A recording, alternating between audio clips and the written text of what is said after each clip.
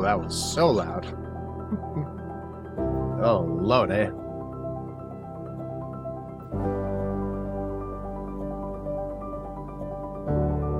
All right, here we go. It's you, it's me, it's YDT. It's season 3, episode 181 of a show which pulls back the curtain, takes down walls brick by brick, and exposes the true hearts of those caring for those you love most. And we are fresh off the boat from YDT. Well, not YDT. We're fresh off the boat for last time. The single released Friday, just a few short days ago on Sony's The Orchard. It is picking up steam. It is number 23 at radio, and yet is number 20. I am kidding you not. It is real. I am the only independent artist on the charts. Sony's The Orchard is distributing, yes, but the independence is still me. I still call all my shots, and I am proud to be in such company as Jelly Roll, who actually, he reported to Capitol Hill and was talking about fentanyl, and I have to tip my hat to him. And Taylor Swift, of course, has like 3 or 4 singles on the charts, but I am forever grateful for the immense support that you're showing by sharing it, streaming it, showing up. It means so very much to me. Head over to YouTube, because that is where this video episode and every video episode of You'll Die Trying lives. But not only that, but exclusive content to YouTube only, and of course all the socials, and we'll link those in the description. I want to talk about what the hell is going on. This episode is gonna just dissect a little bit of where my head is at, and we're gonna dive right in.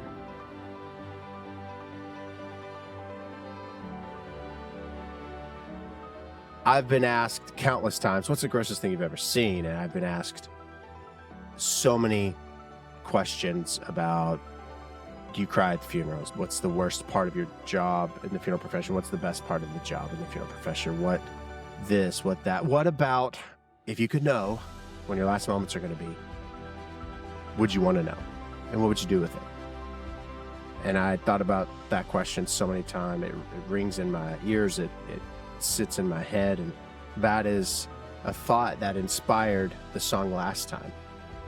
You know, like, if you only had so many moments, which we do, it's finite and it's not guaranteed. What are you going to do with that time? The answer to the question is I don't want to know, but I want to do my best to live in this moment to the best of my ability, loving those I love by my actions and my works, and being kind and intentional. That's what Last Time is about. So if you could know, would you want to? And God, would you want to spend your time? Who would you want to spend it with? Because it's not trophies, it's not accolades that are surrounding your bedside. It is people that you love more than anything, whether you have a large family, a small family, or your friends are your family. Nonetheless, those are who you want around. And that's what Last Time is. It is streaming now. The link in the show notes to stream it. I would be honored for you to do so and share it with a friend. That would mean so very much. A lot is happening. And that, and yet being number 20 at radio still, 23 at Billboard, like, on its own merits, it's not being worked. Now, after a single has run its course, after that, it's just its reputation or its likeness or its own its own strength that keeps it on the charts, or it fizzles off. The power of the songs are obvious. They're resonating. You relate to them because you have experienced so much grief and loss and sadness, and you too maybe question those thoughts. You question yourself. You wonder what your purpose is, and it's important for you to realize by your showing up, you change people, you shift this world, and if you're doing good, then goodness is happening because of you, and I appreciate that. So keep that in mind. It may seem mundane, it may seem like you're just one step in front of the other. You eat your Cheerios, you put your socks and shoes on, you go out the door, but it's much more than that. It really is, and I want you to be mindful of that. And I think about that a lot, and I think about whether you believe my faith is of importance to me, and I meet you where you are, whatever it is you do or don't think. And there's a book of, I believe it's Ecclesiastes, and it's talking about, it might be Proverbs, actually. I say Ecclesiastes because my mother and I were just joking because she can't say the book Ecclesiastes. She says Ecclesiastics. I can't say amicable. There's two versions. Nonetheless, might be Proverbs, but there's this verse and it says, "Thy word is a lamp unto my feet and a light unto my path." And I think about that a lot. It's kind of coincides with the meaning of last time. And it's this, do you want to know if you could know? And I think that this verse, speaking even just generally, I feel if we're shown the big picture, if we're shown down the road, let's say we forecast 3 years and you see, well, you're going to live here, you're going to drive this, you're going to have this many kids, you're going to actually work here, which is totally different from where you are now. Like, you would freak out. There would be so much anxiety that you could not even comprehend anything around you. You couldn't formulate sentences. You couldn't even begin to reason. Thy word is a lamp unto my feet. When you think of a lamp unto feet, you think of walking down a path and you're illuminating just 1 foot in front of the other. Because if you illuminate the entire pathway, what you see in front of you may startle you, scare you. Maybe it's bumps in the road. Maybe it's this or that. Nonetheless, that is, you could call it an analogy. You could call it a metaphor. You could call it something that is absolutely relevant. And I think of that often. And that is where I am right now, because I signed this management deal. I have 2 managers. They've been in the industry for a combined nearly 80 years. They know what they're doing. And everything is happening very fast. And it's a 22-year overnight success. And I have all these other matters happening personally and professionally. And there are legal teams that are handling matters that I've had them protecting me for quite some time and clearing things up. And you want all that to get fixed, and you want all this to get fixed, and you want to have schedules with the kids and the family, and you get a call that says stuff's popping quick. When you have 2 singles charting at radio simultaneously in the top 30, in the top 25, you're an independent artist. That means that people, labels, booking agents, any and everybody that look at you as a product or a dollar or an opportunity, genuine or not, but that's how this works, are coming out of the gate, or will be coming out of the gate, or coming out of the woodwork, or whatever you want to call it. And so I'm like, can you give me something? Can you give me some sort of scenario, or can you give me an idea of time-wise? Like, what's going to happen? No, a month or less, it's going to be insane. And the conversations that we've been having, as far as some of the stuff that's coming down the pike, is insane to fathom. Like, I knew it would happen. Like, this is what I've wanted since I was 7, 8 years old, sitting on the bus stop watching the garbage trucks go by. Like, I've said this is what I would do. And here we are in these moments on this launch pad with the team. Oh my gosh. And it's a hurry up and wait moment. So it's important for me to keep showing up, for me to keep filming the content and posting to Insta stories and sharing stories on TikTok and going live on YouTube and putting out this podcast, because this is my version of meeting you. And this continues to create sense of community. And this is what is all part of the ingredients of the delicious chocolate chip cookie that is about to just be enjoyed by so very many. And I can't believe it. I can't. Anyway, I don't know if that even resonates with you, but that's what's going on. So I am so calm. I'm so calm. I interviewed today for the Jim Brickman show. Jim Brickman, he has, a syndicated radio show. It's like a 36, 46, I'm 33. I don't know how many stations nationwide, but it'll air on February the 1st or 2nd. Interviewed today, and we had a really good conversation and talking about their late father and the mark that he made. And I felt that so interesting, that the verbiage that was used, and the family live all within close proximity of each other. Family is very important to them, and you can have all the accolades and you can have everything. You have all the cool shit, but it doesn't do anything to fill your love tank.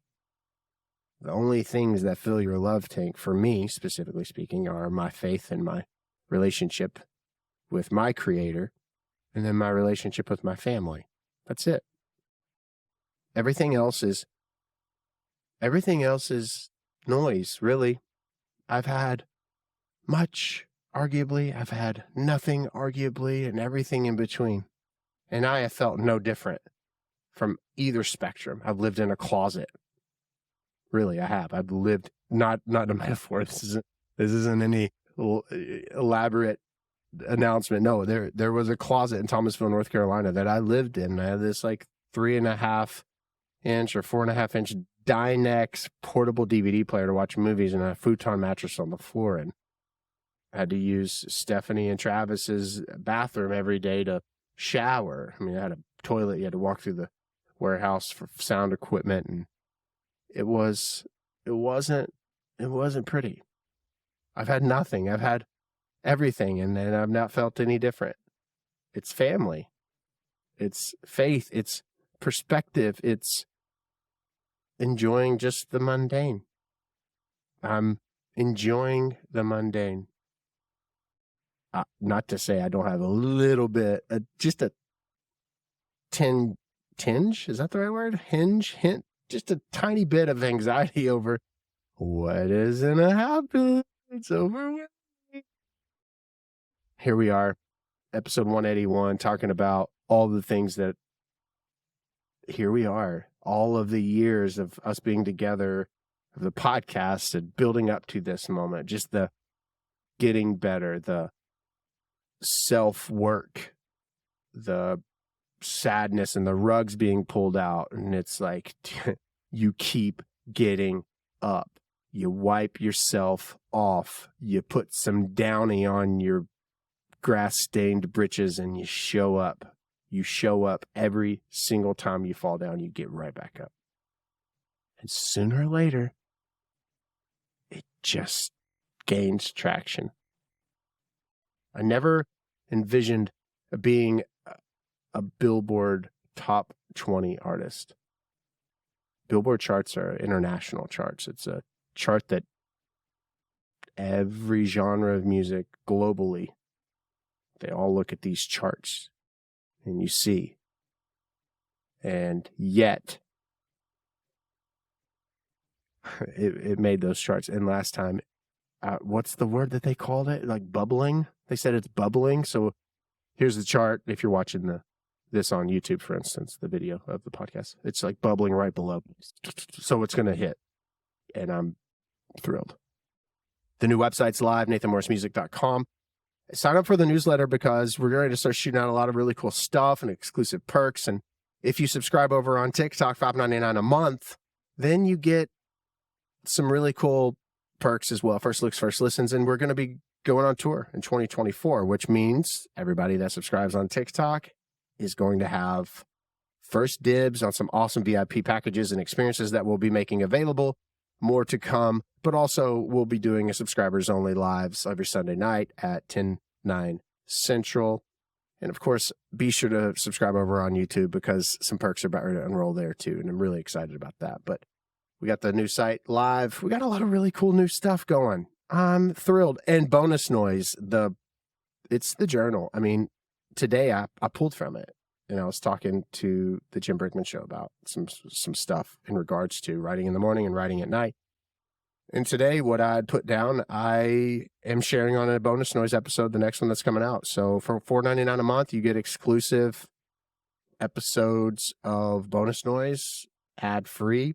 $4.99 a month. You can subscribe in the show notes. I mean, I know there's a lot of action items, and it sounds like, well, do this, do that, do this, do that. It's all just because I believe in what I'm doing, and I believe in us meeting one another, and I am just showing up and sharing what's on my heart and how I'm feeling and why I feel what I feel. And if some way one of these avenues, whether TikTok or YouTube or bonus noise, if this in some way impacts you in a positive way, connects with you in a special way, then that's important for me, because I think living a life of meaning consists of being selfless and doing for others.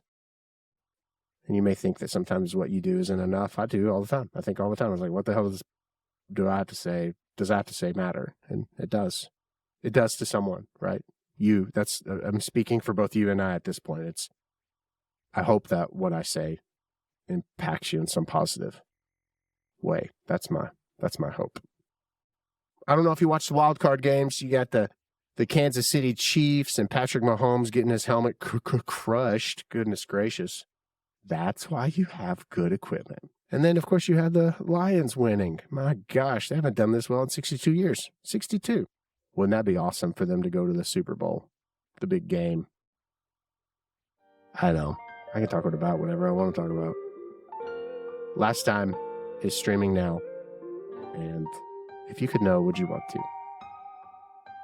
And regardless if the answer is yes or no, I hope that you're more intentional, even if you already are intentional, being more intentional, being mindful of showing up, doing good for others, living a life of meaning, because this life is about showing up for others and doing unto others as you would have them do unto you, and loving. We need community. Community is what this life is all about. And I know that for a fact. Never stop growing, never stop learning, never stop striving for the absolute best. That's it. 181. There's what's going on. I appreciate you. Every link is in the show notes to subscribe on all the social platforms. Bonus Noise, $4.99 a month. Or if you want to meet me on TikTok, $5.99 for exclusive perks that are coming out for VIP experiences. And YouTube, that's where some cool stuff's going to be happening. It's all in the show notes. And I am all out of words. Until next time, my friends. Steve, friends. Probably shouldn't say that. Can't monetize it. Oh my gosh. See ya.